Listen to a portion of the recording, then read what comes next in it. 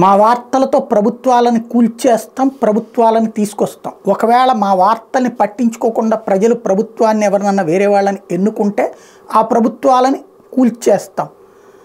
కాంగ్రెస్ని కూల్చడానికి, ఎన్టీ రామారావుని గద్దెనెక్కించడానికి, ఎన్టీ రామారావుని రెండోసారి గద్దెనెక్కించడానికి, ఎన్టీ రామారావుని గద్దె కాంగ్రెస్ వాళ్ళు దించితే మళ్ళీ ఎక్కించడానికి, అట్లాగే చంద్రబాబు నాయుడిని గద్దెనెక్కించి ఎన్టీఆర్ని గద్దె దించడానికి, అట్లాగే ఇప్పుడు జగన్ని గద్దెదించి చంద్రబాబుని ఎక్కించడానికి మేమే.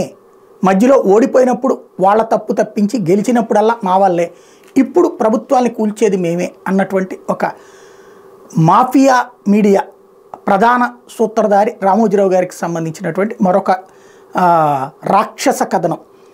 డొక్కు బస్సులు, ఛార్జీల బాదుళ్ళు, అనగనగా ఒక ప్రజాపీడకుడు అంటూ కార్టూన్లు గీర్టూన్లతో సహా ఓ పెద్ద స్టోరీ రాసుకొచ్చారు.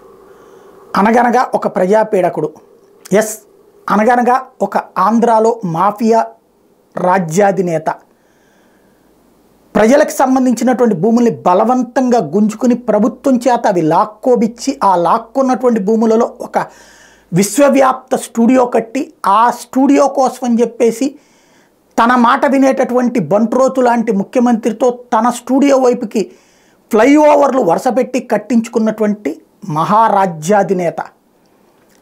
సామంతులుగా ముఖ్యమంత్రుల్ని చూస్తూ చక్రవర్తిగా తనుభావిస్తూ తన సామంతుడికి కష్టం వచ్చినప్పుడు తన చేతిలో ఉన్నటువంటి పత్రిక అనేటువంటి ఒక ఆయుధంతో యుద్ధం చేస్తూ తన సామంతుడికి కష్టం తీసుకొచ్చేటటువంటి వాళ్ళని హతమారుస్తూ వాళ్ళ రాజకీయాన్ని సమాధి చేస్తూ ఆ పైన ఆ సామంతుడి చేత కప్పం కట్టించుకునేటటువంటి మహాచక్రవర్తి రామోజీరావు.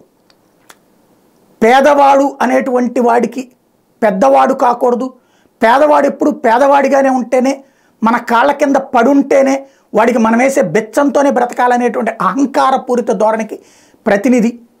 సుదీర్ఘకాలం పాటు పత్రికని అడ్డుపెట్టి ఈ రాష్ట్ర రాజకీయాల్ని శాసించే పేరుతో ఈ రాష్ట్రాన్ని ఎదగనీయకుండా తొక్కి పడేస్తున్నటువంటి మహావ్యక్తి, ఈ రాష్ట్రాన్ని నాశనం చేయడంలో కీలక పాత్ర పోషిస్తున్నటువంటి మహాశక్తి. ఈ శక్తికి అంతం ఎప్పుడో, ఆ శక్తి వినాశనమే ఈ రాష్ట్రానికి పురోగమనం.